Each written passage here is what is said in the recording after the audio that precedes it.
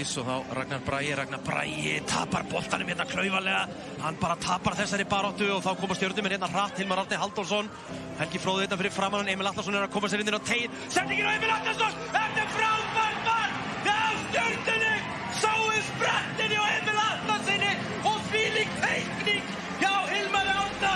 Algjörlega stórkostlegt mark, sendingin á Hilmar Árna inn á Emil Atlason er virkilega góð, en hvernig hann tekur á móti boltanum beint í flugaleiknum svona hann getur slúta færinu strax inn.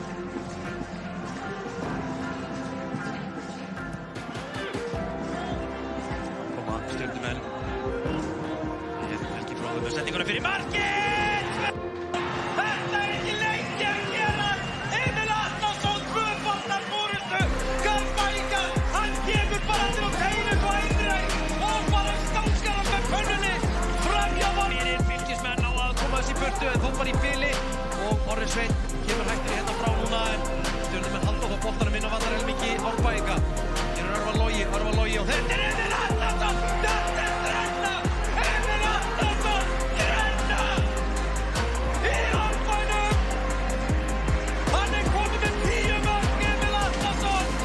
Emil Atlason heldur sýningu sinni áfram að kemur inn aðeins þar og vinnur boltan. Það var að Joey Gibbs, liftur hérna síðan á Róbert Frosta. Róbert gegn Ásgeiri Eyþórsinni, hvað ætlar Róbert að gera? Rennur á Joey Gibbs í skotið!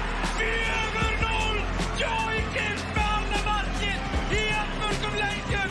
Stjarnan er bara allra heitasta liðið deildarinnar allir við hann! sýningin heldur bara áfram, frábær sókn á Stjörnunni og eins og við talaðum fyrir þessari lýsingu, markið sem Joey Gibbs gerði í síðustu umferð á móti IBVA myndi hjálpa honum.